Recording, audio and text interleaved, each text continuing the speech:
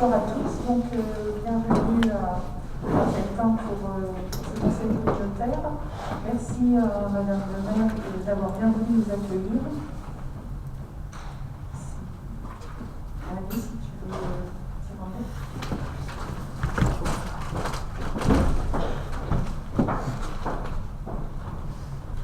Bien, écoutez, bonsoir à tous et bienvenue à Feltin dans cette salle qui n'est pas d'ordinaire destinée à ces réunions, mais qui a été préparée pour l'occasion et qui, je l'espère, donnera entière satisfaction avec le grand écran qui est juste en face de vous. L'autre salle étant dévolue à la cantine et c'était un peu compliqué d'installer et désinstaller pour demain, donc en milieu de semaine c'est compliqué. Donc la solution de remplacement, j'espère, satisfera tout le monde. Et puis, je vous souhaite une bonne réunion à tous parce que je crois qu'on va commencer tout de suite, parce qu'il y a pas mal de points un peu longs. Bonne réunion. Donc,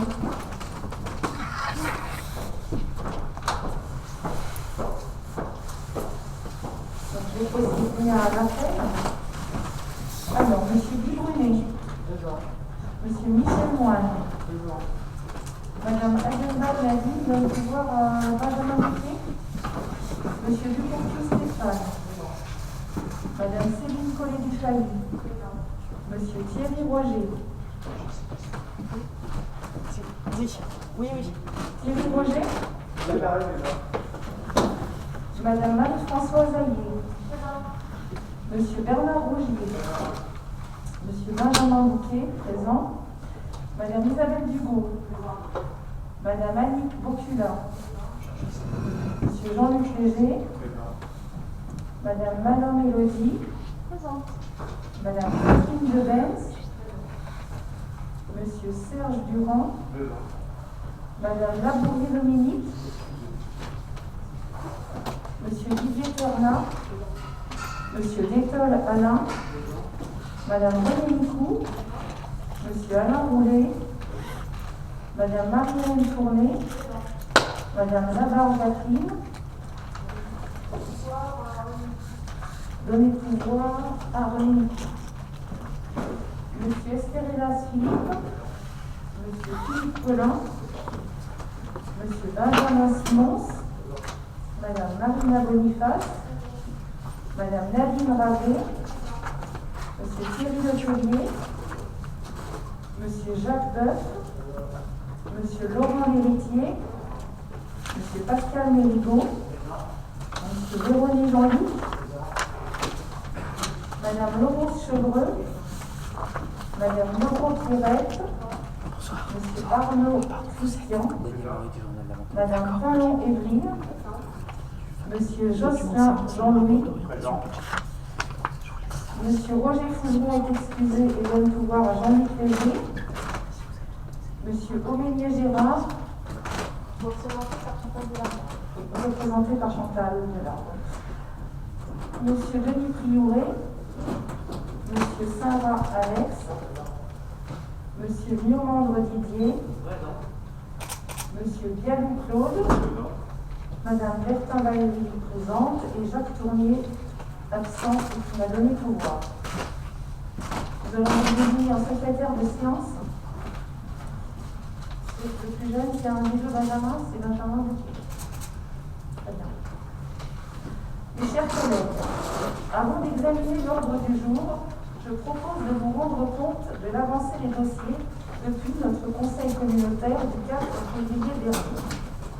Tout d'abord, concernant les affaires judiciaires, un nouvel avocat a été mandaté et la communauté de communes sera représentée le 26 mars prochain à l'audience de la Cour d'appel de Limoges.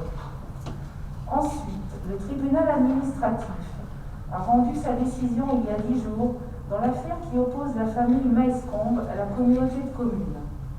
La responsabilité de notre collectivité a été reconnue et une condamnation prononcée à hauteur de 487 000 €. C'est une somme inférieure à la demande de la famille. Cette condamnation comprend le préjudice moral de la famille et le préjudice économique de l'époux, calculé selon des modalités et des règles précises. Le délai de l'appel est de 2 mois. À ce jour, aucune décision n'a été prise concernant l'appel.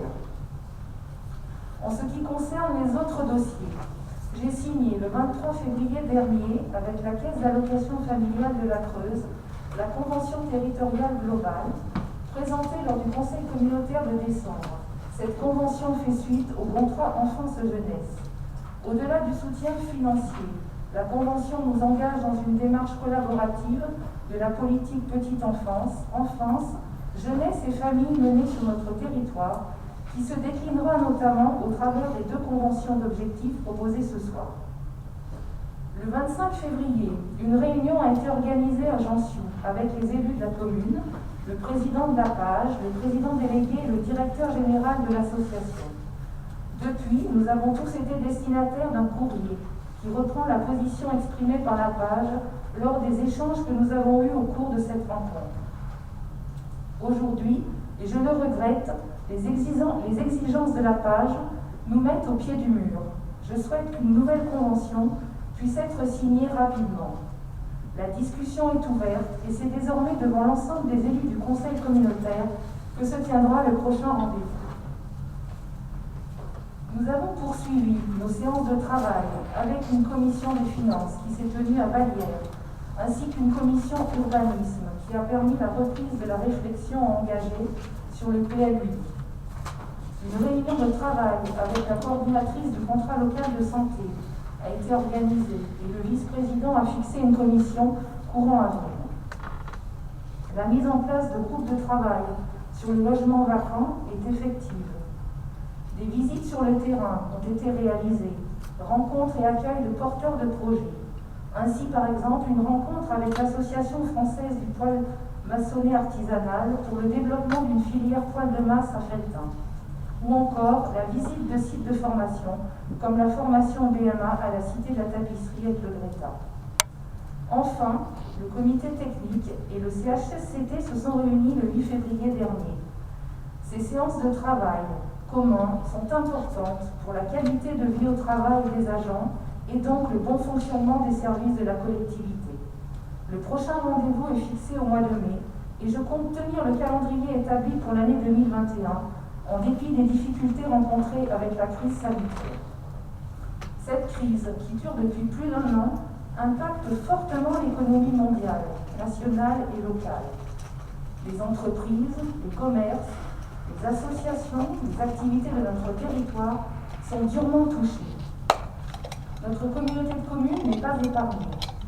Comme vous le savez, nous évoluons depuis 4 ans dans un contexte budgétaire particulièrement dégradé, qui nécessite le suivi d'un plan de redressement. J'ai hérité d'une situation où les problèmes de fond n'ont pas été réglés.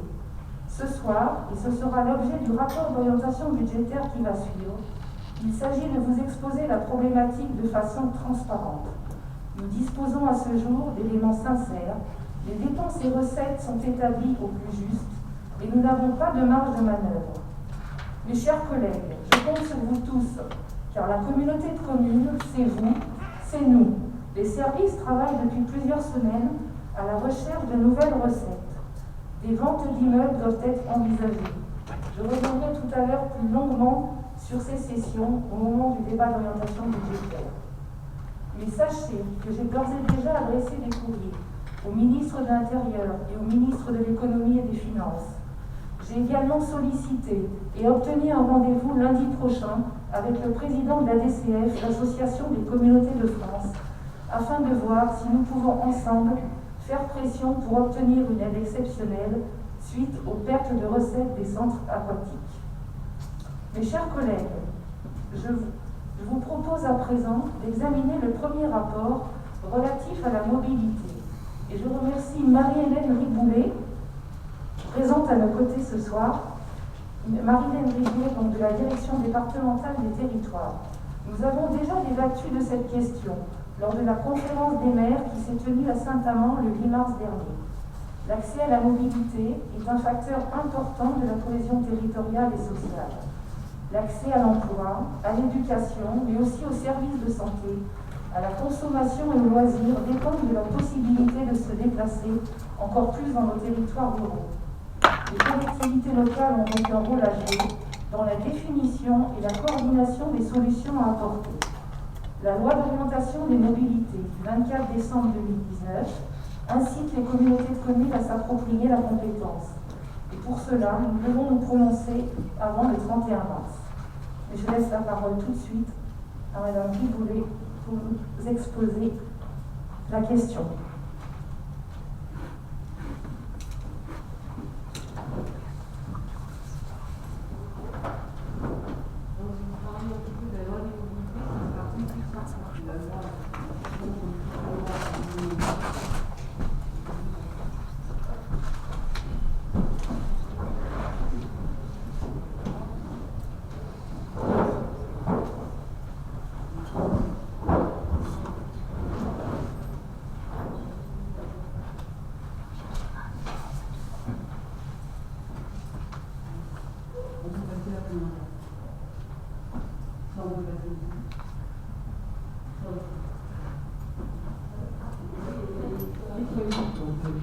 Donc cette loi, effectivement, comme l'a dit Mme Bertin, c'est une loi de décembre 2019 et elle a pour but d'améliorer concrètement les déplacements au quotidien pour tous les citoyens et tous les territoires grâce à des solutions de transport plus accessibles, plus adaptées à la diversité des besoins et plus forts.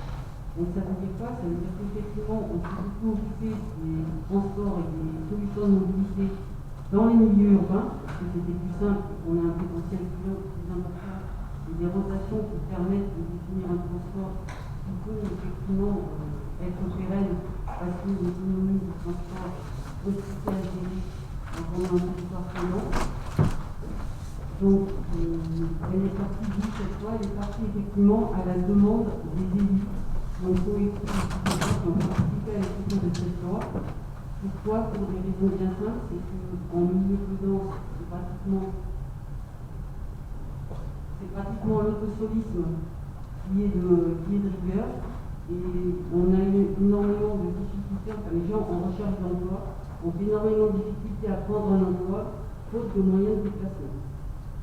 Donc quand on dit plus propre, c'est effectivement rouler en voiture provoque à peu près 30% d'émissions de CO2.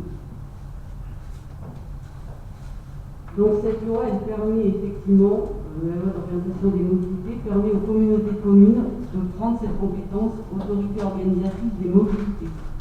Avant, c'était pas comme ça, c'était effectivement l'autorité organisatrice des transports. Et ça voulait bien dire ce que ça voulait dire, c'était principalement lié au transport régulier qui s'est mis en place pendant les agglomérations importantes.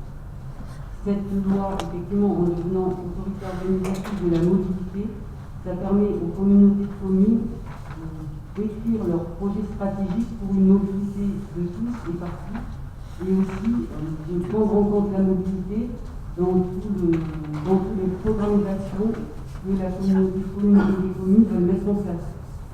Par exemple, vous voyez qu'effectivement, s'il y avait un contrat de ruralité, ce contrat de ruralité comprenait un axe de mobilité. Vous prenez Petite Ville de demain ou la redynamisation des centres-bourgs, à chaque fois, on a toujours un axe mobilité. Pourquoi? Parce qu'on peut redynamiser une ville autant qu'on veut, si on n'amène pas les gens à venir consommer dans cette ville, ça ne marche pas. Donc, effectivement, aussi sur la diapo d'avant, cette prise de compétence mobilité, elle va de pair aussi avec la définition des bassins de mobilité. Les bassins de mobilité sont des entités territoriales où effectivement on a à peu près les mêmes types de mobilité vers des points qui convergent. Donc ça veut dire que ces bassins de mobilité sont définis avec l'AOM régionale. L'AOM régionale, c'est le conseil régional, donc c'est la région, qui reste effectivement AOM sur tous les services qui sont déjà en place, que ce soit le transport régulier, le transport scolaire ou le transport à la demande. Et les collectivités, les communautés de communes qui souhaitent devenir AOM, c'est pour effectivement compléter ces systèmes de mobilité et puis imaginer aussi d'autres mobilités dans le cadre de l'innovation ou de l'expérimentation.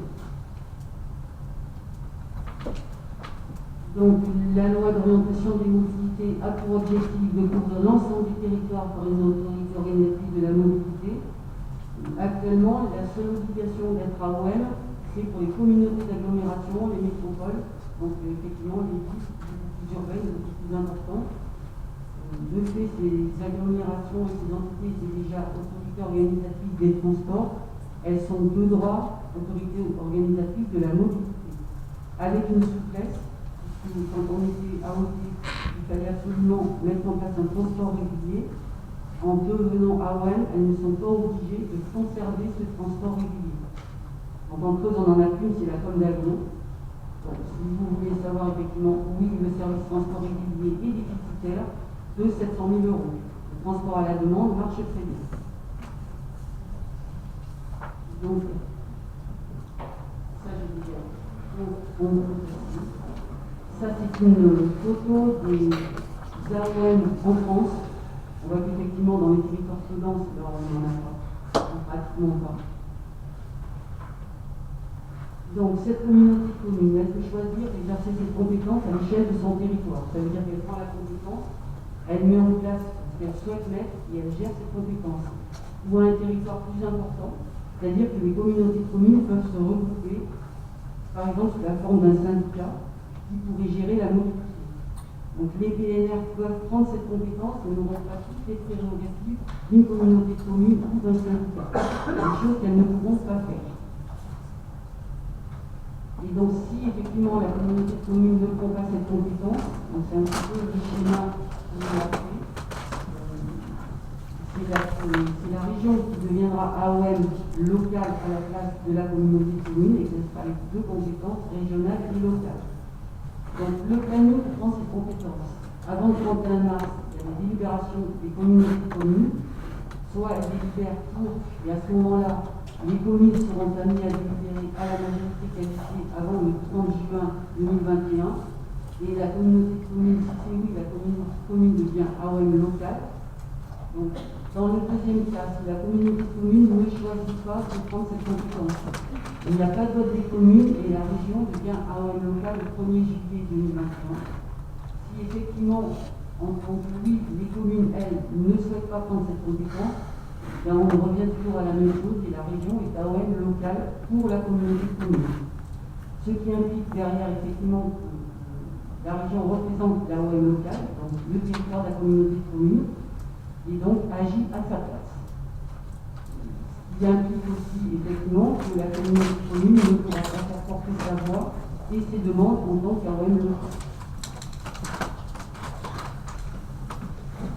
Donc pourquoi on dit la compétence mobilité? Déjà pour construire un projet de territoire avec la thématique mobilité présente partout.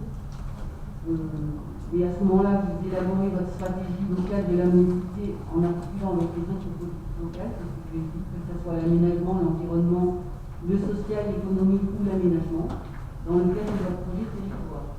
Devenir un acteur identifié et légitime, c'est-à-dire que vous avez un poids par rapport à la région, puisque la région est obligée de prendre en compte vos demandes, vos décisions dans le cadre du comité des partenaires.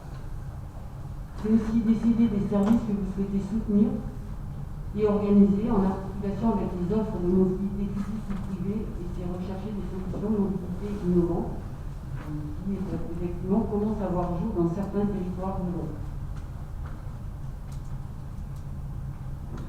Donc, les services organisés par la région sur le territoire de PCI au moment de la prise de compétence restent à la région, sauf si la communauté de communes fait la demande de ce transfert. C'est-à-dire que les transports qui restent à la région, c'est les transports qui existent déjà sur le territoire, transport régulier, transport scolaire et transport à la demande. Si vous ne demandez pas à ce que le service soit transféré à votre communauté de communes, la région continue à organiser et à mettre en place ces trois transports. Vous ne pouvez pas demander simplement le transfert d'un des transports, c'est un transfert en bloc. Et l'obligation que vous avez effectivement en tant qu'AOM, c'est de mettre en place le comité des partenaires. Le comité des partenaires, c'est une réunion une fois par an. Et donc dans ce comité des partenaires, il y a bien sûr les élus, les représentants des habitants, les représentants des commerçants et des artisans. Et après, effectivement, cette prise de compétence permet de définir votre projet sur votre territoire. Donc cette prise de compétence, une fois qu'elle est prise, il n'y a pas de retour en arrière. C'est-à-dire que vous la prenez, vous la gardez. Si vous ne la prenez pas tout de suite, vous ne pouvez la reprendre que dans un cas bien précis. C'est si vous avez effectivement, vous adhérez à un territoire plus vaste, qui est un BEPR, on en a pas en Creuse, ou s'il y a une fusion de Comcom, je pense qu'on va peut-être pas en parler tout de suite, ça fait pas si longtemps que ça s'est passé. Donc, pour exercer cette compétence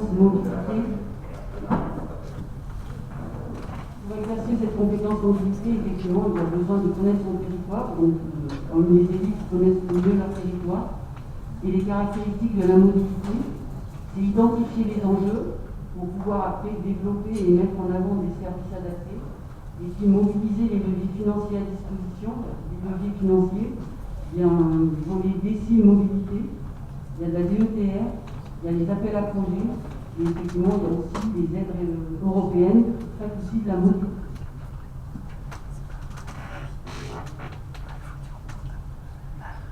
Donc si la région effectivement devient AOM locale en lieu et place de la communauté de communes, vous ne pourrez pas prétendre au versement mobilité. Donc le versement mobilité est lié à la mise en place de transports réguliers. Le transport régulier, c'est des passages réguliers avec un nombre de places défini. Elle ne peut pas organiser de service de mobilité. C'est-à-dire que si vous aviez l'intention d'organiser des locations de des choses comme ça, vous ne pouvez pas faire. Elle n'est plus partie prenante obligatoire du contrat opérationnel de mobilité, c'est-à-dire ni pour effectivement faire porter sa voix, ni pour décider du territoire d'un bassin de mobilité, ni même pour décider de conclure un bassin de mobilité interrégional. Et elle ne peut pas bénéficier des dispositifs d'accompagnement financier qui sont destinés aux EPCI, compris la compétence AOM. C'est-à-dire qu'il y a effectivement tous les volets que je vous ai cités, mais il y a aussi certains appels à projets. Donc les seules compétences qui lui permettent d'agir, ce sera les compétences aménagement pour élaborer des documents de planification qui peuvent encadrer certains enjeux de la mobilité. Donc c'est le SWOT, le PLI, le schéma directeur cyclable du piétonnier, la compétence voirie avec le pouvoir police du maire et la compétence action sociale, puisque si vous versez effectivement des aides à des organismes qui font de la mobilité sociale, ça vous pourrez toujours effectivement continuer à les verser.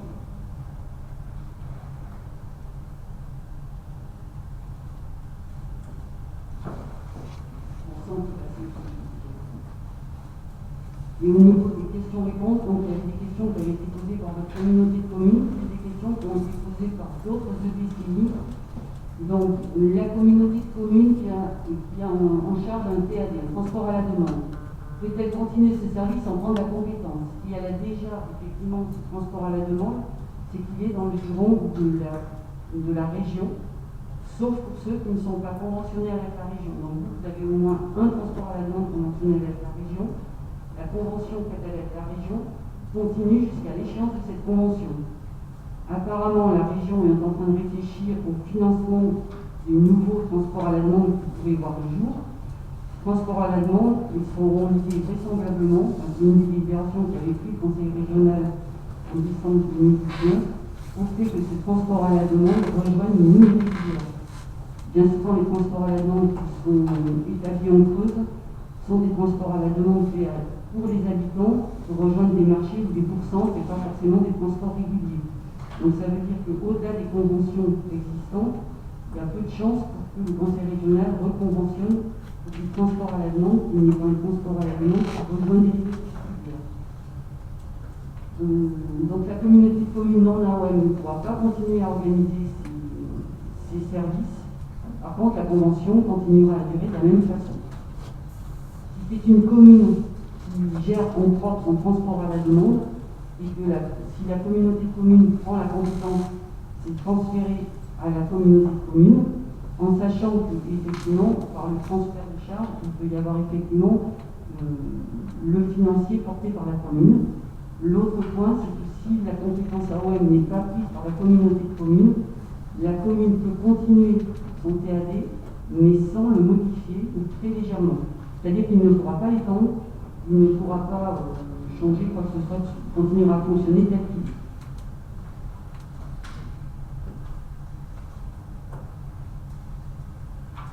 Donc les conventions, on en a parlé.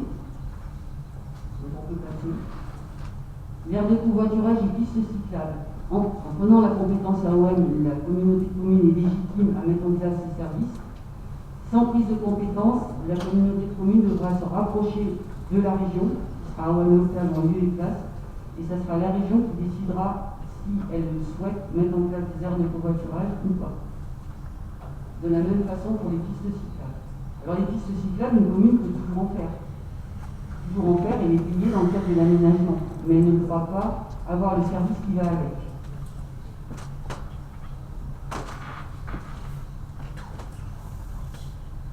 Les voies vertes, c'est la même chose. Avec prise de compétence, la communauté de communes, effectivement, met en place les voies vertes et légères, peut autoriser tout ce qui va bien avec, y compris les services.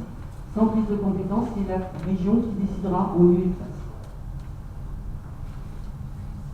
Le financement, on en a parlé. Donc le financement, effectivement, peut toujours être apporté aux actions de mobilité solidaire, que la communauté de communes soit à OM ou pas.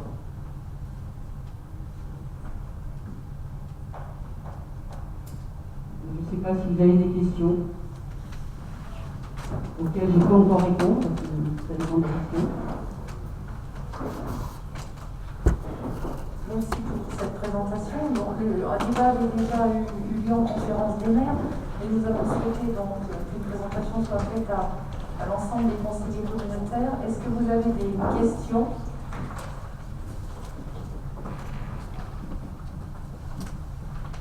Monsieur Moine. Oui, merci pour cet exposé précis. Merci pour cet exposé précis. Une question à Mme Pétinet, vous avez indiqué cette compétence, vous la prenez, vous la gardez.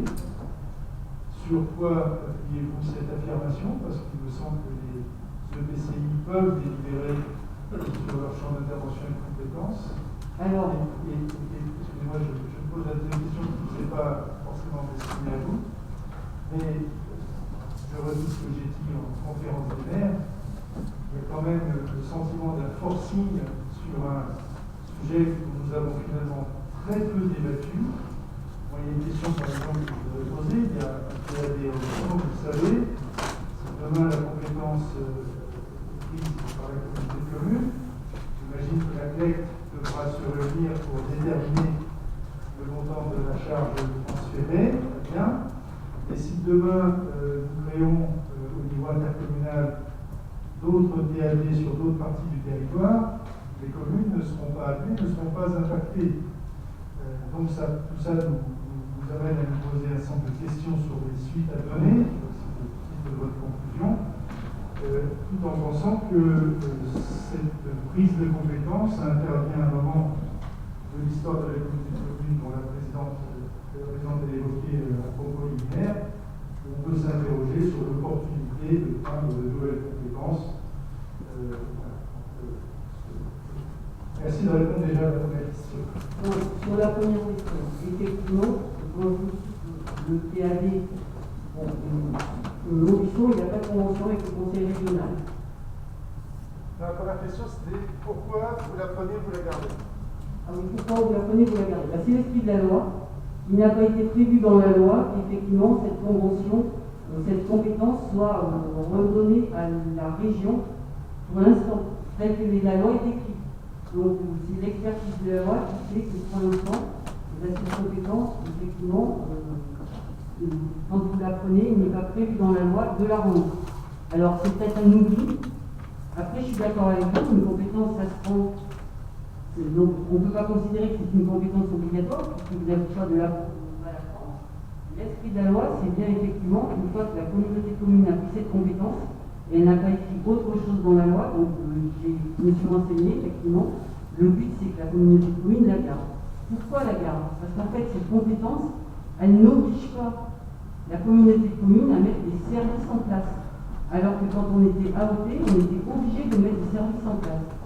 Cette compétence et cette prise de compétence AOM, elle permet à la collectivité de traiter la mobilité dans le cadre de son projet de territoire. Donc ce n'est pas tout à fait la même chose qu'une AOP. C'est-à-dire que si effectivement vous ne mettez pas en place les services qui vont bien, parce que vous jugez que pour mettre en place un service, il y a plusieurs choses, il y a la volonté, oui, mais aussi il y a le budget derrière. Même si vous êtes aidé. N'empêche que vous aurez réfléchi à la façon de se mouvoir sur le territoire, même si vous ne pouvez pas en mettre en place tous les services qui pourraient être attendus. Voilà. Après, cette prise de compétence, elle vous permet d'avoir une vraie réflexion sur la redynamisation globale du territoire, avec aussi la redynamisation des bourgs-centres. On sait très bien qu'on ne va pas faire des villes partout, mais par contre, il faut que les gens aient accès aux services, au commerce dont ils ont besoin sur le territoire, même en habitant dans un milieu très rural.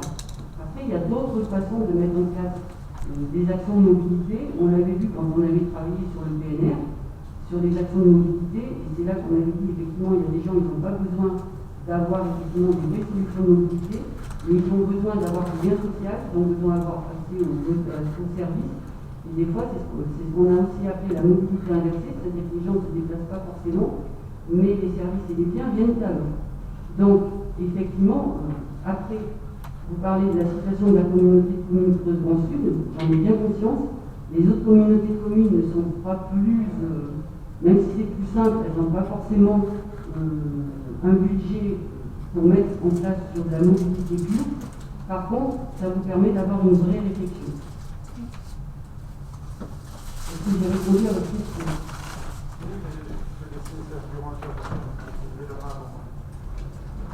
Bonjour, Serge Durand, Madame Dessert. Sur Dessert, nous avons un petit service de mobilité. Le samedi matin, on organise des transports, un transport de Dessert et des annonces de la commune sur Montluçon pour les personnes qui n'ont pas de moyens de locomotion et qui veulent faire leur course pour la semaine. Pour les descendants, donc sur Montluçon. Ça concerne deux personnes, une voiture de tourisme y suffit. Mais dans le cas où la communauté de communes prendrait cette compétence, est-ce que cela voudrait dire que ce petit service deviendrait communautaire et ne serait plus communal? Merci. Alors, le projet de mobilité à l'échelle communautaire, il n'y a rien qui vous empêche, et ça s'est déjà fait pour la communauté de Grand Sud, de fait que ce soit la commune qui continue à gérer ce service-là. Voilà. Dans le cadre des transferts, effectivement, il y a déjà eu le cas sur certains projets que la communauté de communes ne pouvait pas porter, qui ont été effectivement portés par la commune. Donc, ce que porte la communauté de communes, cette compétence, elle la porte, mais c'est surtout le projet de mobilité qu'elle porte pour un territoire. Donc, personne ne vous en voudra si effectivement vous continuez à faire, parce que c'est effectivement des petits bouts déjà du projet de mobilité, et peut-être que ce qui marche très bien, il faut le développer sur d'autres territoires. En plus, bon, quand on fait du transport à la demande, il y a un vrai besoin, il y a une offre derrière qui n'est pas à la hauteur d'un prix d'un transport régulier. Voilà. Mais c'est effectivement tous ces petits bouts. Alors, ce qui est conseillé, effectivement, c'est quand un territoire a déjà du transport à la demande, elle a tout intérêt à prendre cette compétence. Pourquoi? Parce qu'elle a déjà effectivement des solutions de mobilité, même si ce n'est pas parfait, c'est quand même des solutions de mobilité qui existent.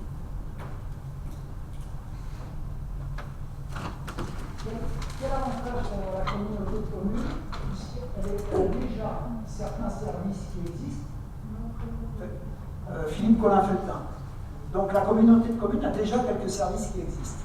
Quel avantage peut-elle avoir à prendre cette compétence, sachant que vous n'avez parlé d'aucune bonification de dotation? Ça veut dire que c'est une prise de compétence à titre gratuit qui actuellement existe chez nous, sans pour autant qu'on ait réellement cette compétence d'ailleurs, existe dans certaines communes. Donc qu'est-ce qui changerait pour nous? Rien.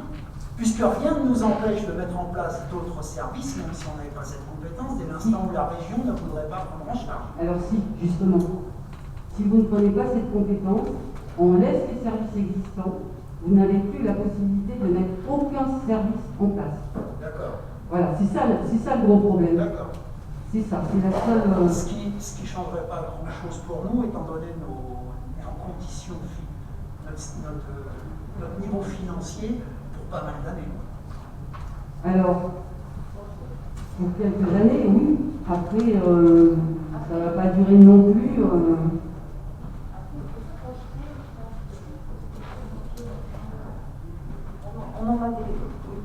On en a débattu lors de la conférence des maires. Il faut aussi se projeter, et on a un projet de territoire. Dans nos communes, on est tous concernés par le problème de la mobilité, que ce soit des jeunes ou les personnes âgées pour l'accès aux soins, pour l'accès à des activités. On a tous été un jour ou l'autre confrontés à ce problème.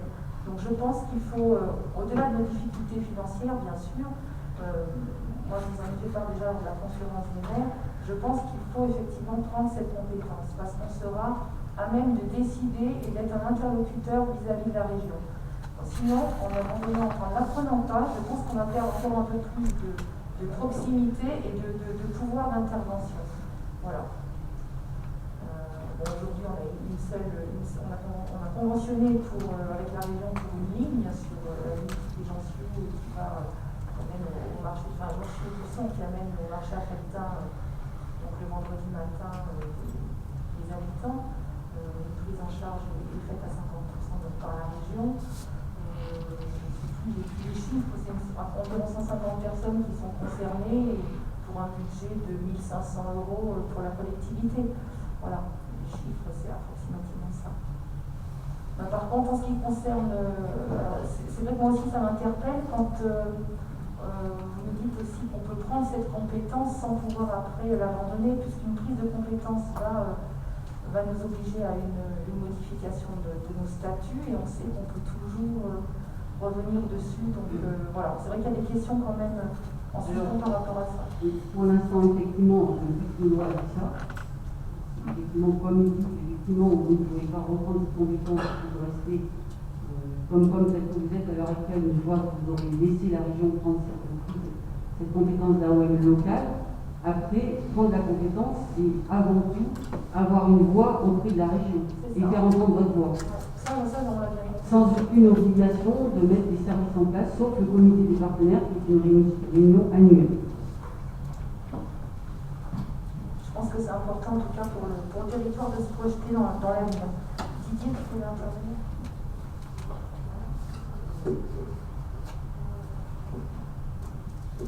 Donc, Didier Ternin.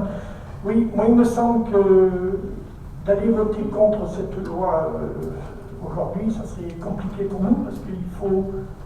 Bien sûr, au jour d'aujourd'hui, on est en difficulté financière, c'est vrai pour quelques années, ça on le sait, mais il faut se projeter.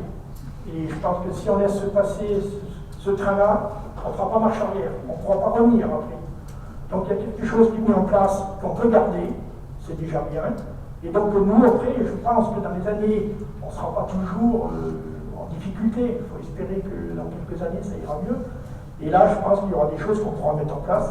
Enfin, vu comme Mme Rigoulet a expliqué, je crois qu'il y a des choses qui sont claires. Et il y aura des possibilités, il y aura beaucoup plus d'aide que si on reste comme on est aujourd'hui. Moi, c'est mon point de vue.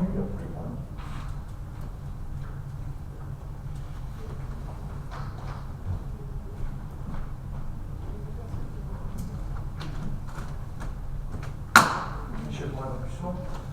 Je suis beaucoup moins enthousiaste que Ternin.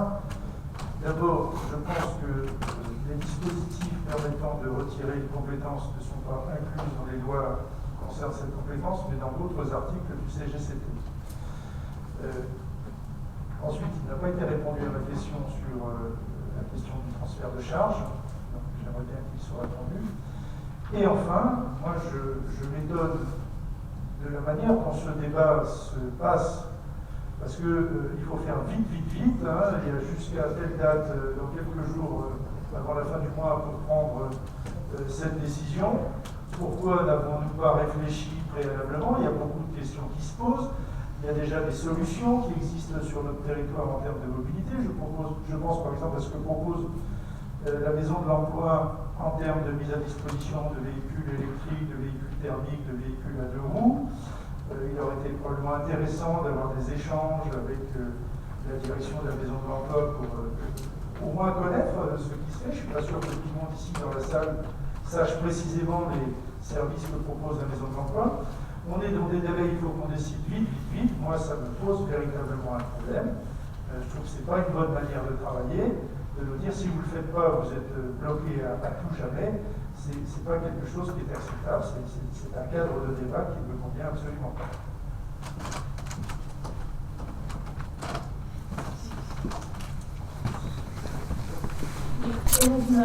Pour la mairie de Luçon, A-t-on, de ce que je comprends, a-t-on des besoins de mobilité? Oui, sur ce territoire.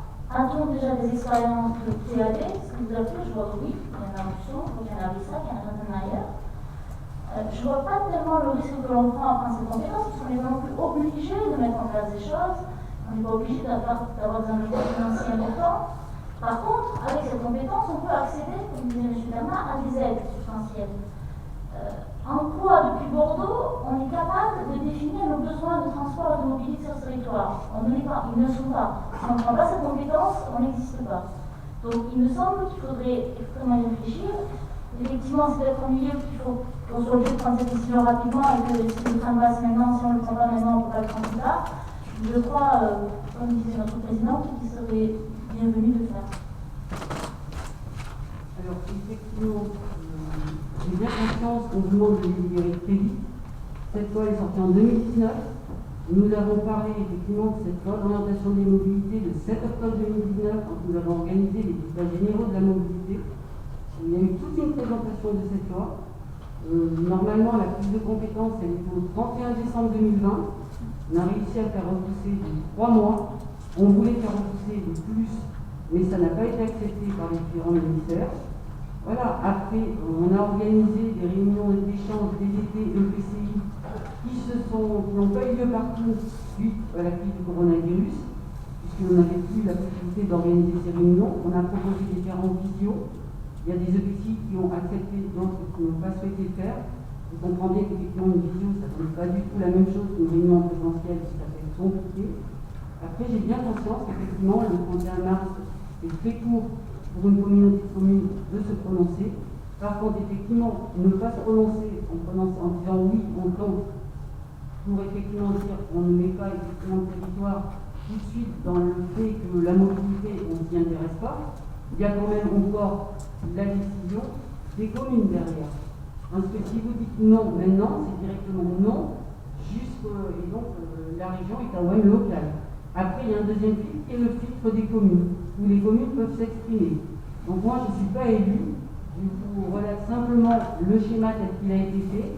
Si vous dites non maintenant, c'est non tout de suite à la OM locale, et donc la région devient OM locale en lieu et place. Si vous dites oui, on réfléchit, on prend plus de temps, puisque derrière, il y a le filtre des communes, et le filtre des communes, la décision, elle est au 30 juin 2021. Voilà, c'est tout ce que je peux vous dire. Après, c'est pas moi qui définis les dates.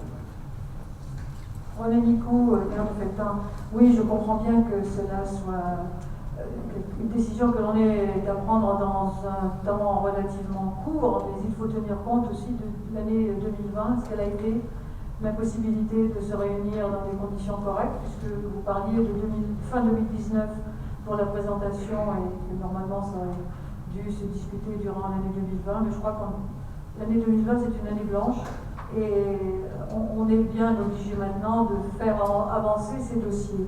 Alors je pense qu'il est utile de prendre cette compétence qui, dans un premier temps, ne nous engage à rien, mais qui nous permettra effectivement de peser par rapport à la région et aussi de travailler nous-mêmes sur un réel projet de mobilité au niveau du territoire.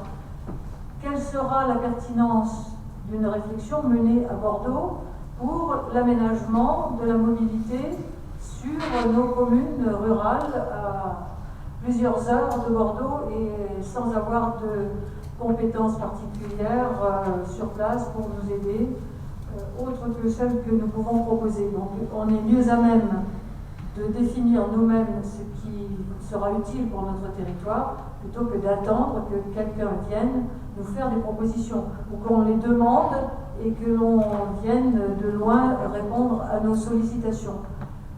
Oui, c'est quelque chose qui est surprenant de voir que cette compétence ne puisse pas être abandonnée plus tard, mais dans la mesure où cela ne nous oblige pas à réaliser quelque chose, n'entraîne pas de dépenses immédiates particulières, que ce qui existe déjà peut continuer à exister. Et comme vous l'avez précisé tout à l'heure, la communauté de communes peut porter le projet de mobilité et les communes peuvent continuer à prendre en charge ce qui existe sur leur commune. Donc il n'y a pas incompatibilité entre communes et communauté de communes. Donc je crois qu'on a tout intérêt à adopter cette compétence, de manière à ce que ce ne soit pas la région qui vienne d'elle-même nous dire ce qu'il faut faire ou ce qu'ils ne voudront pas faire ou ce qu'ils n'auront aucun intérêt à faire, et de leur laisser l'organisation des transports régionaux qui nous sont très utiles et que nous soyons à même d'organiser le transport local, la mobilité locale, qui ne représente pas non plus des sommes énormes au point de vue du coût d'organisation. Et ensuite, nous sommes limités dans les délais, il nous reste une semaine pour prendre la décision. Et ensuite, nous aurons jusqu'au mois de juin pour délibérer dans les communes.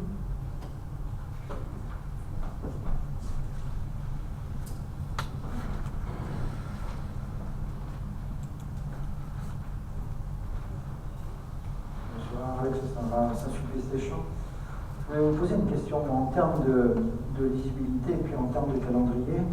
Vous nous dites on doit prendre la décision avant le 31 mars, mais bon, on doit passer cette même proposition devant nos conseils et on va obtenir la majorité qualifiée, si j'ai bien compris. Pour nos conseils, on doit les passer avant le 31 mars ou c'est simplement la date 30 juin. 30 juin.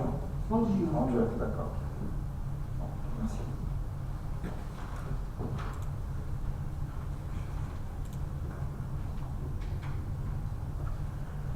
Je voudrais répondre à M. Moine, Michel. Donc tu dis qu'il n'y a pas eu de concertation. Il y a eu un travail de fait déjà. Il y a eu une étude sur les services de transport à la demande. Il y a un diagnostic en 2015. Donc il y a eu un travail déjà de fait. Ce rapport, il est là. On a tous travaillé déjà dessus. Dans le premier. Enfin, 2015, il s'est passé des choses et on n'était pas dans le cadre qu'on nous propose aujourd'hui. Tout à fait. Mais on ne peut pas dire qu'on n'a pas travaillé quand même. Ah bon, parce que récemment, il y a une commission qui s'est réunie, hormis la conférence des maires, pour évoquer cette question. J'ai posé 2 fois une question, j'attends encore qu'on me réponde. Après, bon, il y a eu le problème de la Covid qui a fait que ça nous a ralenti quand même énormément. On n'a pas pu travailler comme on a voulu. Il faut le reconnaître aussi. Après, quand on nous dit qu'il n'y a pas eu un travail de fait, moi je ne suis pas d'accord. Après, on n'est pas obligé d'être tous d'accord. On n'est pas obligé.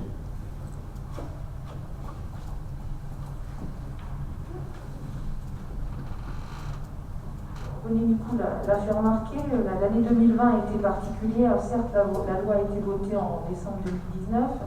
L'année 2020 nous a pas permis de nous réunir comme on l'aurait voulu, avec d'une part une période de confinement, en renouvellement avec les élections. J'avais pour ma part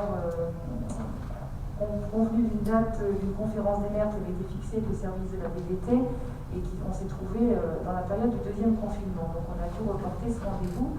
Le débat, il a le mérite d'avoir existé, d'avoir eu lieu, puisque une conférence des maires a été organisée le 8 mars dernier. Donc certes, ça laisse 3 semaines, mais c'est quand même du débat. Voilà.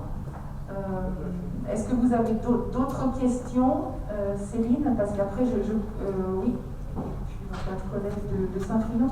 Après, je souhaite qu'on libère Madame Riboulet qui a accepté de venir et qu'on poursuive donc l'ordre du jour. Merci.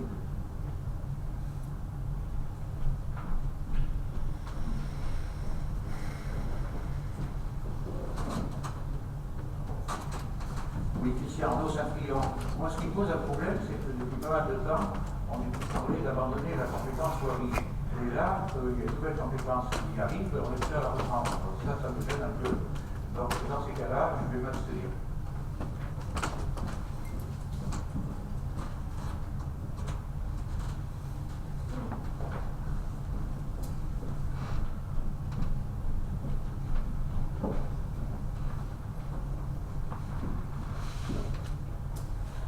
J'ai souvenir d'une réunion PNR d'installation où il y avait un consensus formidable, comme ce soir, et où le futur président de la République est venu en rigolant en disant que c'était bien qu'il n'y avait pas de débat et de contrepoint. Donc je vais faire le contrepoint, puisque je suis utilisatrice des transports en commun, entre guillemets, puisque j'ai la voiture, et donc je suis exigeante en termes de services de mobilité, et ça m'embête d'entendre qu'en fait on ne fera rien, parce que de toute façon on ne peut pas trop faire grand-chose. Donc là, ça me pose souci déjà, pour commencer. Ensuite, du coup, j'ai potassé depuis la conférence des maires. Et j'ai découvert qu'effectivement, comme vous l'avez dit, sur les questions de recherche d'emploi, sur les problématiques de santé, etc., on a quand même la possibilité, même si nous n'avons pas la compétence mobilité, d'accompagner des dispositifs sociaux, médicaux, comme la maison de l'emploi, ce genre de choses. C'est ce que vous venez de redire aussi. Alors, vous pouvez financer ces services. Voilà. Vous ne pouvez pas les organiser. Non, ça c'est vrai. On ne Voilà. peut pas les organiser. Alors, la problématique, effectivement, des services organisés par la MEC, je le sais parce qu'on a quand même relativement travaillé avec la MEC sur le groupe de travail transport et mobilité. Et effectivement, la grosse problématique, c'est que ça s'adresse à une certaine catégorie de personnes et qu'il y a beaucoup d'oubliés. Voilà. Et on a essayé effectivement de trouver des solutions pour que ces gens ne soient plus oubliés. C'est pas si simple que ça, parce que la MEC fait appel aussi pour le financement de ces mobilités destinées à des publics très particuliers, à des financements du FSE qui ne sont pas mobilisables pour les autres travailleurs, y compris les travailleurs qui sont effectivement, on peut appeler des travailleurs pauvres. Et effectivement, ça pose problème à un moment donné. Et ça, on n'a pas la solution pour l'instant. Alors, je suis d'accord avec ça. Ça veut dire donc que si on veut pouvoir répondre à ces besoins-là, il faut qu'on soit en capacité d'organiser des choses et de les financer. Ce qui est quand même une difficulté aujourd'hui. Et c'est pas dans 2 ans, 3 ans qu'il va falloir apporter les réponses. S'il y a des contrats territoriaux qui vont arriver, notamment le CRTE, où il va falloir aussi organiser des choses et faire des propositions. Et ça va tomber en juin. Alors je suis d'accord que aujourd'hui, ça me paraît difficile de dire non en communauté de communes, mais je pense que ça demande vraiment un vrai temps de réflexion dans nos communes sur les impacts que ça peut avoir, parce que je ne suis pas convaincue par contre que ça n'aura pas un impact sur le TAD d'Aubusson, puisqu'on a quand même la possibilité au port de mettre en place quelque chose d'un peu régulier sur la réponse, et que si jamais on était en capacité de développer un petit peu plus d'ici 1 an, 2 ans, ce service-là, en fait on tomberait sur le versement mobilité. Et donc, du coup, là, forcément, ce ne serait plus la commune qui gérerait, mais la communauté de communes. Vous êtes d'accord là-dessus? On est d'accord là-dessus. Alors, de toute façon, effectivement, le versement mobilité est prévu par la communauté de communes. Mais si vous mettez un versement, si vous mettez un transport régulier, avec effectivement la possibilité d'un versement de mobilité, ça veut dire que derrière, la commune n'aura plus à sortir l'argent qui sera versé par le versement de mobilité. Parce qu'on est d'accord qu'à l'heure actuelle, le TAD, c'est bien la commune qui le supporte. Le versement, et le versement mobilité, il est en direction des entreprises de plus de 11 salariés. On n'en a pas beaucoup quand même sur le territoire. Exactement. Vous avez peut-être des administrations qui ont 11 salariés. C'est ceux qui payent le plus. Donc ça a bien soulevé beaucoup de questions chez moi. Donc comment j'ai pas de... Alors après, il y avait un frein que j'avais, c'était sur la mise en place éventuellement de location de vélo, notamment pour le tourisme. Et vous avez répondu tout à l'heure en disant que le PNR pouvait quand même mettre en place en partie cette compétence mobilité.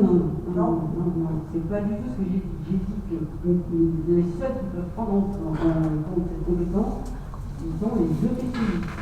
Les EPCI peuvent effectivement avoir recours à un syndicat en se groupant. C'est-à-dire que, imaginons que vous ayez 2 EPCI qui ont un peu les mêmes problématiques sur leur territoire et qui se groupent pour organiser ce service sur un territoire plus important qui permet effectivement d'avoir des économies d'échelle. Bon, le PNR peut effectivement, si toute la Comcom est sur le PNR, la communauté de communes peut confier ce service au PNR et ça sera un ensemble de PCI qui confiera ce service au PNR. Mais le PNR ne peut pas prendre la compétence mobilité, c'est pas du tout la même chose. Je dis le PNR pourquoi? Parce que le PNR a posé la question. Parce que le PNR agit sur effectivement plusieurs territoires. Et c'est aussi occupé de la mobilité dans le cadre de son PCEP. Et derrière ça, effectivement, la question a été posée. Pourquoi nous, on ne pourrait pas effectivement mettre en place ce service en lieu et place des EPCI qui nous confierait effectivement la mise en place du service. Mais la compétence reste bien à l'EPCI. Et les représentants de cette compétence, ce sont bien des EPCI qui n'ont pas un syndicat qui peut agir en lieu et place de la communauté commune. Mais ce n'est pas un syndicat ou un PNR qui représenterait le territoire au niveau de la région. C'est ce que j'ai dit. Il n'y a pas de possibilité de prise de compétence par le PNR, c'est uniquement les EPCI. Donc du coup, je rebondis là-dessus en disant, et j'invite mes collègues à réfléchir là-dessus, que l'échelle de territoire, je suis d'accord, c'est pas Bordeaux. Mais peut-être que c'est pas non plus l'échelle de territoire juste de la communauté de communes Creuse-Grand Sud sur les questions de mobilité, parce que c'est quelque chose à réfléchir sur une échelle un petit peu plus large. Mais ça ne pourra pas faire l'objet d'une réponse d'ici 2 mois, en fait. Hein. On ne vous demande pas effectivement une réponse d'ici 2 mois, puisque une fois que vous avez pris la compétence, il n'y a pas de délai pour répondre à quoi que ce soit, ni pour se réunir en syndicat. C'est au fur et à mesure des réflexions qui sont menées au niveau du territoire, des ententes qui peuvent être faites, que vous déciderez oui ou non si vous rejoignez un syndicat ou si vous créez un syndicat spécifique à l'échelle de plusieurs EPCI. Moi, je ne sais pas quelle est la maille adaptée en fonction de ce que vous voulez faire et en fonction des services que vous souhaiteriez mettre en place.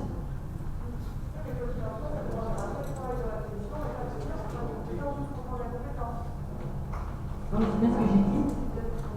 Prendre la compétence, c'est pas parce que vous ne mettez pas de service en place que vous ne faites rien. Parce qu'il y a quand même une stratégie. Ah non, mais j'ai jamais dit que vous ne faites rien. Ah d'accord. Vous ne mangez plus.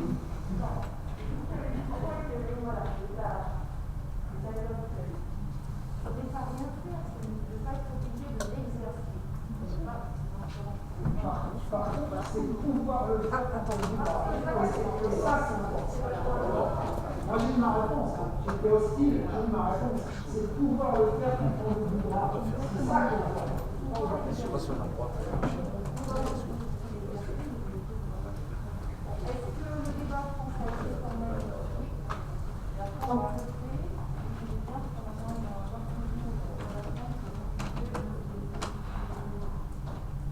Marie-Françoise Aguet pour Aubusson. J'ai 2 questions. Puisque apparemment vous avez énormément travaillé sur ce dossier, moi j'aimerais savoir, la taxe sur la mobilité, ça représente combien pour la communauté de communes? C'est-à-dire combien vous allez avoir de recettes supplémentaires? Première question. Et deuxième question, je serais curieuse de savoir quand est-ce que la communauté de communes a pris contact avec Aubusson pour envisager le transfert et dans quelle mesure, dans quelle compétence, enfin, la méthodologie que vous avez décidé d'adopter. Totalement au courant de tout ça.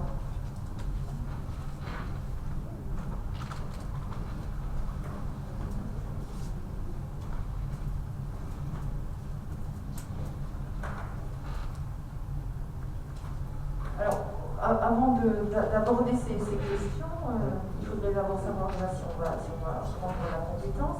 En ce qui concerne le transport à la demande d'Aubusson, je pense que vous avez une convention avec la région. Nous, on s'est occupé du transport à la demande de la commune, je vous l'ai dit, de la petite commune, je vous l'ai dit tout à l'heure, il y a un circuit qui est concerné aujourd'hui, nous avons conventionné avec la région pour un circuit. Je l'ai dit tout à l'heure. Et pour les recettes? Alors de quelles recettes vous parlez? Parce que la taxe sur les transports, les entreprises payent une taxe qui est, je pense, en ce moment payée à la région. Donc ça représente combien? On n'est pas concerné. Est-ce que vous l'avez chiffré puisque vous avez travaillé dessus? Combien ça va représenter? Quel montant? Alors, ce que le vice-président a dû nous dire par rapport au travail qui a été fait, c'est le travail d'état des lieux qui a été fait sur les transports et la mobilité. C'est une étude qui date de 2015. C'est bien ça l'idée. Voilà. Et on avait compris qu'il ne fallait pas prendre le transport à la demande. Donc vous ne savez pas combien ça va représenter les recettes? Non, aujourd'hui non. Donc on va voter non. Excusez-moi, je me permets. Juste pour le versement mobilité, ce dont vous parlez. Ce versement mobilité, il est lié à un certain nombre de types de transports qui justement pour l'instant sont dits dans le bloc régional. Donc il y a des transports réguliers à la demande, les transports réguliers, les transports scolaires et les transports à la demande. Donc pour pouvoir avoir le versement mobilité qui viendrait au sein de la communauté de communes, en fait il faut 2 choses différentes. Il faut 1, que vous ayez pris la compétence, et 2, que vous ayez décidé de demander à la région de reprendre les parties de compétences. Non, vous pouvez effectivement. La région ne touche plus le versement mobilité. là où une régionale n'a plus droit au versement mobilité. Pour qu'une communauté de communes touche le versement mobilité, il faut qu'elle mette en place sur son territoire, de son fait, un transport régulier. Voilà, c'est la seule façon de toucher le versement mobilité. Mais la région ne touchera plus le versement mobilité. Voilà. Le versement mobilité prévu par les entreprises de plus de hauts salariés sur le territoire reste sur le territoire. Nous ne vont pas alimenter un fonds au niveau régional qui sert à globalement, effectivement, le fait que derrière ça, il y a des transports qui sont mis en place. Voilà. Mais le transport à l'allemande, le versement mobilité n'est pas lié à la demande de transfert des services faits par la région, par la communauté de communes. Et je vous ai dit, ces services faits par la région actuellement restent à la région, parce que de toute façon, il y a une correspondance et c'est de l'interterritorial. Voilà. Et derrière ça, le versement mobilité, la communauté de communes, si elle prend la compétence, peut prétendre à ce versement mobilité, c'est mis en place du transport régulier. Voilà. Sur le territoire du département de la Creuse, ce transport régulier sont sur la commune d'Aglo. Après un transport régulier, c'est ce que je vous ai dit, c'est un nombre de places, un circuit et des horaires. Après, au niveau des recettes, tout dépend de ce que vous mettez en place. Il n'est pas prévu pour l'instant d'avoir des recettes pour le fonctionnement du service. Et c'est la question que vous posez. Si vous mettez en place un service, c'est vous qui assumez ce service. Si vous mettez en place des services à la population en termes de mobilité, c'est suivant effectivement un prix à payer par les utilisateurs, et ça peut être complété effectivement par des aides spécifiques en niveau investissement, et ça peut être aussi complété effectivement si c'est du transport régulier par du versement mobilité.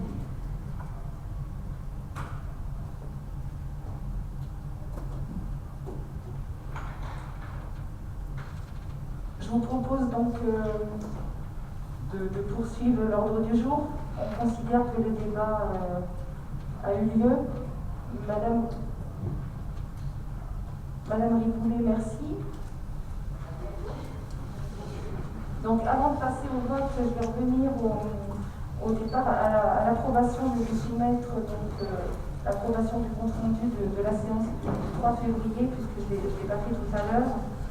Est-ce qu'il y a des remarques concernant le compte rendu de la précédente séance?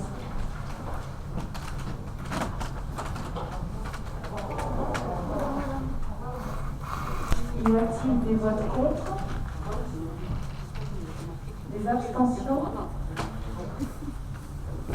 Donc Thierry Le Tournier s'abstient parce qu'il était absent.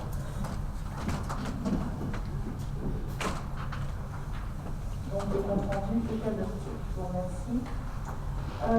Des informations concernant donc une délibération prise par le bureau qui concerne une cession de terrain sur la zone industrielle du Mont à l'entreprise ADPE. C'est une agence de performance énergétique, une entreprise de Courmont d'Auvergne qui travaille déjà donc, dans le secteur. Et aussi donc, un arrêté que j'ai été amenée à prendre pour prescrire donc, une enquête publique relative à la révision allégée du PLU d'Aubusson pour le projet d'installation donc, de la centrale photovoltaïque au sol.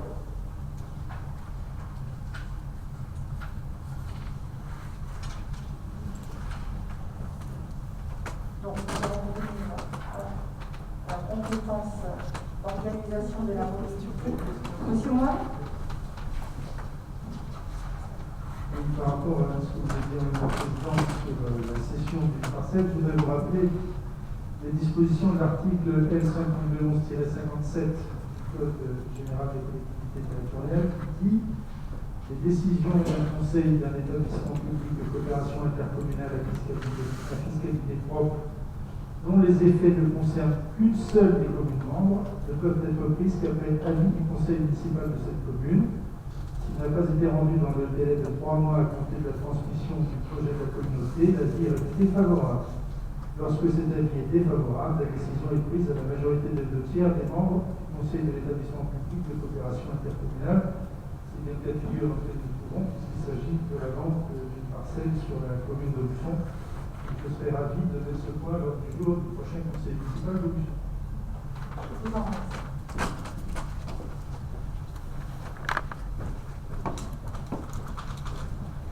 On va passer donc on va revenir donc à la compétence organisation des mobilités. Et Didier, tu peux le mettre au vote? Donc, nous allons mettre au vote. Qui est contre?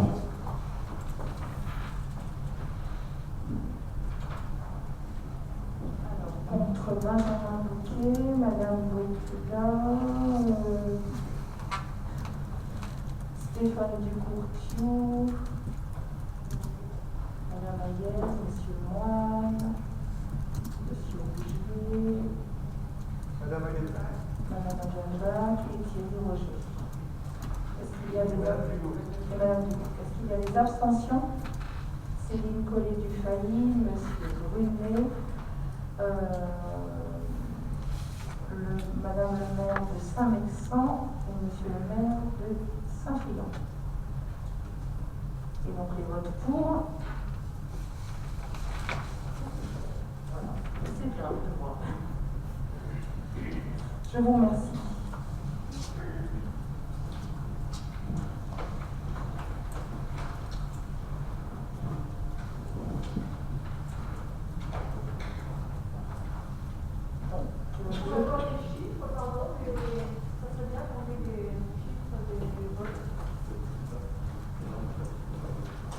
Comment?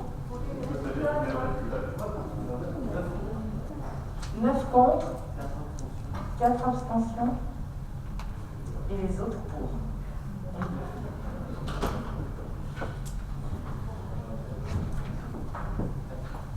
Le point suivant concerne la modification du statut du syndicat départemental des énergies de la Creuse, donc du DEC. Vous avez eu donc à voter également dans nos communes. Didier.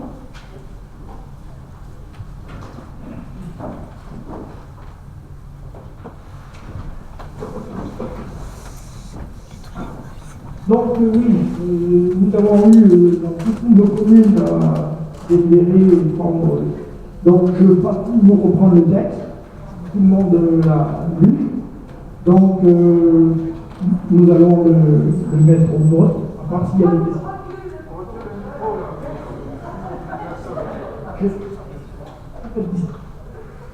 Donc je vous dis, je ne vais pas vous relire, donc comme on a eu la proposition dans toutes nos communes, donc je vous demande d'approuver et de... Donc je peux le mettre au vote ou il y a des questions? Donc qui est contre? Qui s'abstient? Je vous remercie.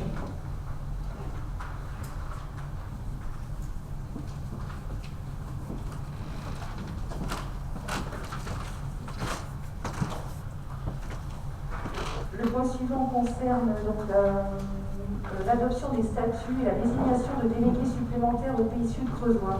Nous avions déjà délibéré sur cette question, mais en l'absence donc de notification adressée à la communauté de communes Creuse Sud-Ouest, cette communauté de communes n'a pu délibérer et donc les services de la préfecture demandent que nous reprenions cette délibération pour qu'elle fasse à nouveau le circuit entre les deux comités de communes et le Pays Sud.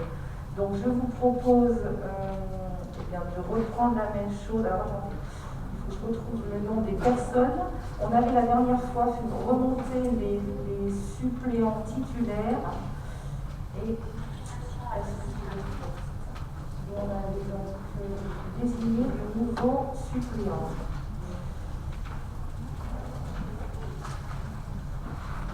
Et je n'ai pas le document sous les yeux. De mémoire. Voilà. Donc, nous avions désigné en titulaire, donc 3 nouveaux titulaires, qui étaient donc Jean-Luc Léger, Stéphane Ducourtiou et moi-même.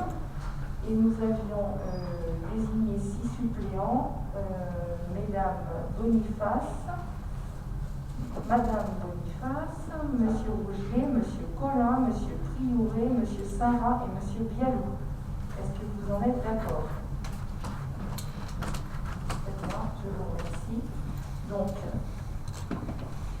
il s'agit pour nous donc, de rapporter la délibération numéro 2020-100, d'adopter la version des statuts du syndicat mixte du Pays Sud-Creusois validée par le comité syndical du 30 novembre 2020, de désigner donc les titulaires et les suppléants, ce que nous avions déjà fait, et de m'autoriser à signer tous les documents nécessaires à cette décision.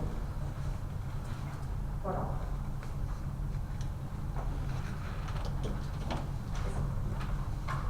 Il y a des abstentions?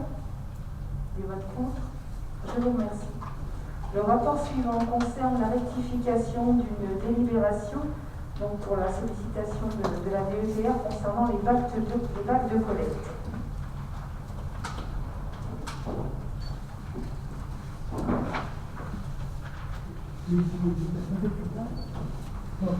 Donc, il y avait eu une petite erreur qui s'était glissée dans le plan de financement entre le hors-taxe et le TTC. Donc, il y avait eu 100 bacs de collecte RS achetés pour 10 013, une DETR de 3 500 0435, donc 35%, un autofinancement de 6 508,45, donc ça nous fait un montant de 10 013. Voilà. Donc, je vous demande de remonter. J'espère que ça sera la dernière fois. Donc, oui. Qui est contre? Qui s'abstient? Je vous remercie. Nous passons donc ensuite au domaine de la petite enfance et donc je laisse la parole à Jean-Luc Léger.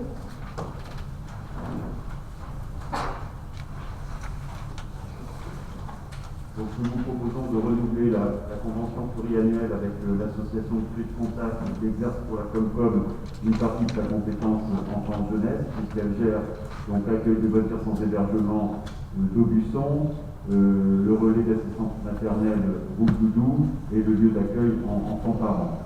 Ce qui va changer cette année, c'est que Clé de Contact est amené à gérer donc, le relais d'assistance maternelle, puisqu'il y aura un RAB unique qui vaudra pour tout notre territoire et qui sera donc géré par Clé de Contact, alors que jusqu'ici, Clé de Contact gérait le Roule Doudou sur une partie du territoire et la Comcom gérait le Roule Doudou, enfin, le relais d'assistance maternelle Vic-Calin sur l'ancienne partie de la communauté de communes du plateau de Janson. Pour ce qui concerne le financement, rien ne change, on part sur la même base de 100 000 euros.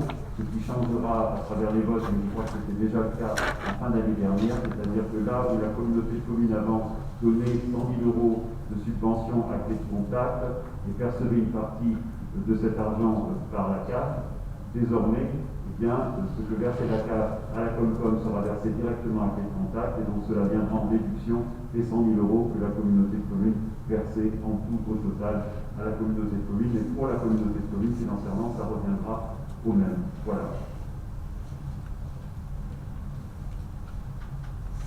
Et tout ça en lien avec la CTG qu'a évoqué Valérie tout à l'heure, qui a été signée donc il y a 15 jours.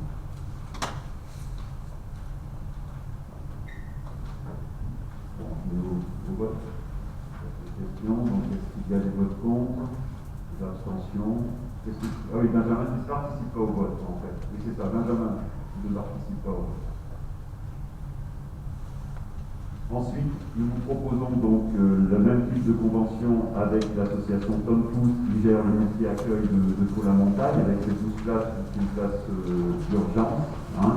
Donc, même type de convention qui donc connaît peu de renouvellement. Alors, on va vous proposer une petite modification, si vous êtes d'accord, par rapport au texte que vous avez reçu.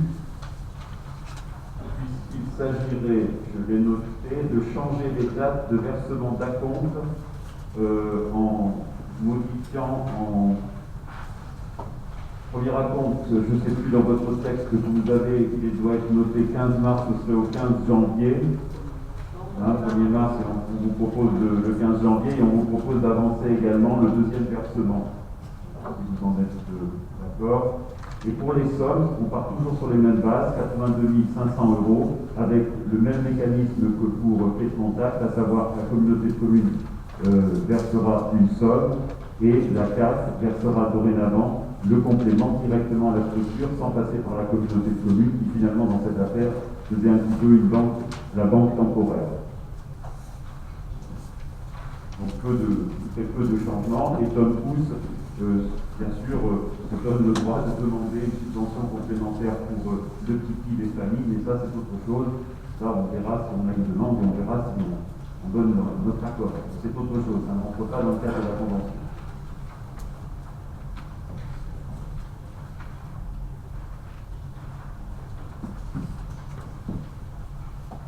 Il y a des... Moi, j'ai juste une question.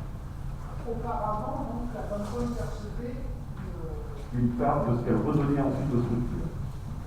mais cette part qu'elle redonnait, elle était inclue dans la subvention globale. Oui. Donc, quand tu dis qu'il n'y aura pas d'incidence financière, si, il y en aura. Puisque sur les 82 500 qui étaient versés, la Comcom percevait des fonds de la CAF et les gardait. Oui, mais temporairement. Ben, pas temporairement, cet argent qu'elle percevait venait en déduction de l'apport global des 82 500 qu'elle apportait. Là, en gros, il y aura les 82 500 plus la part CAF. Ah non, je me suis mal exprimé. Selon la part CAF.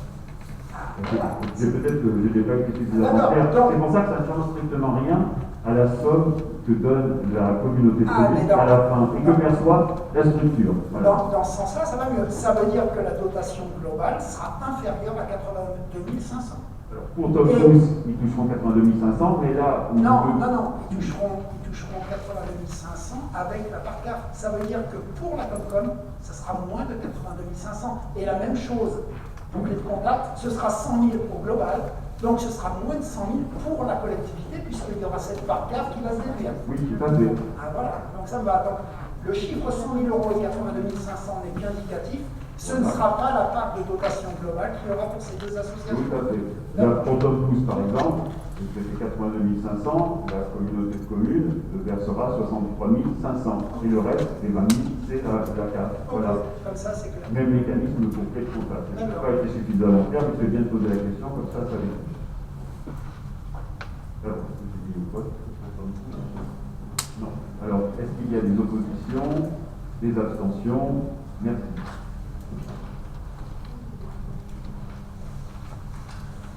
Nous allons passer donc ensuite, alors, culture et sport, oui, c'est le rapport que va vous présenter Philippe Esterella. J'en profite pour vous faire passer donc les feuilles de présence et les services me signalent de bien signer quand vous étiez présent pour les conseils communautaires, parce qu'on se retrouve parfois avec des erreurs, donc on vous a fluoré, vous ne signez que quand vous avez été présent.